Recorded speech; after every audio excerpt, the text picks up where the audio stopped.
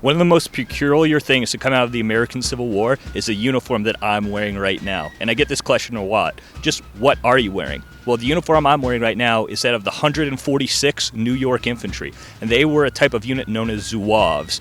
Zouaves were soldiers from French North Africa. They were classified as light infantry, and they fought for the French army in the early 19th century.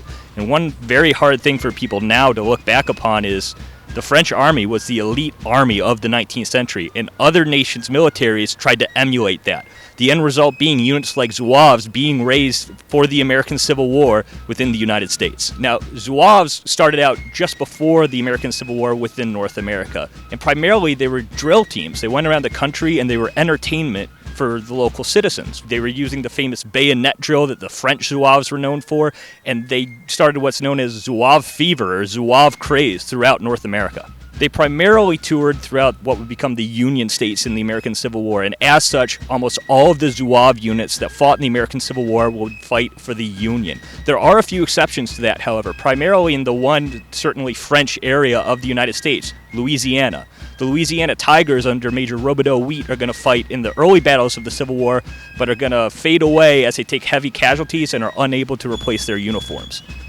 Famous Zouave regiments that fight in other battles include the 5th New York, Duryea Zouave, which come out of New York City. They're going to be almost annihilated at Second Bull Run. Some of those men will transfer into the 146th New York Infantry, of whose uniform I'm currently wearing. They will fight here at the Battle of the Wilderness in Saunders Field, where they'll charge across the field behind me into these woods and desperately try to break through the Confederate lines. Ultimately, though, they'll be almost completely surrounded and have to pull back. There's going to be a wide array of Zouave uniforms. Not every single one is going to be identical. Each regiment, and sometimes even companies, have different uniforms that are very distinctive for that particular unit. The 5th New York had bright red pantaloons with red fezzes with yellow tassels, dark blue coats with red trim. The 146th New York, the uniform that I'm again currently wearing, was more in the style of the Turcos, or native soldiers who fought in the North African army. They would have been wearing the sky blue that a lot of Union soldiers wore as their trousers, but as a complete uniform with red sashes covered with yellow and with the red fezzes. One item that I'm not currently wearing is the turban. The turban would have been wrapped around your head to give you a little bit of more protection from the sun. However, Civil War soldiers primarily only used them for dress parade or as tourniquets on the battlefield. This is a very, very hard uniform to get used to wearing. However, the soldiers who wore it tended to be very much in favor of wearing it versus the standard uniform of the Union Army.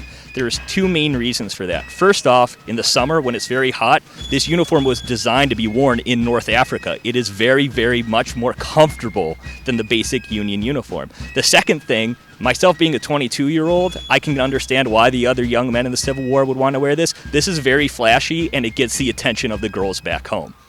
A lot of people would think that the Zouave uniform was an early war craze that died out. However, you still see Zouave units fighting throughout the war. The 146th New York started as normal Federal infantry with your dark blue coats, but they changed over to Zouaves based on how good they were at drill as well as their actions in battle. And many units would change over to Zouave uniforms based on their performance in the war. In fact, the last casualty of the Army of the Potomac at Appomattox Courthouse would be a young Zouave serving in the 155th Pennsylvania Infantry.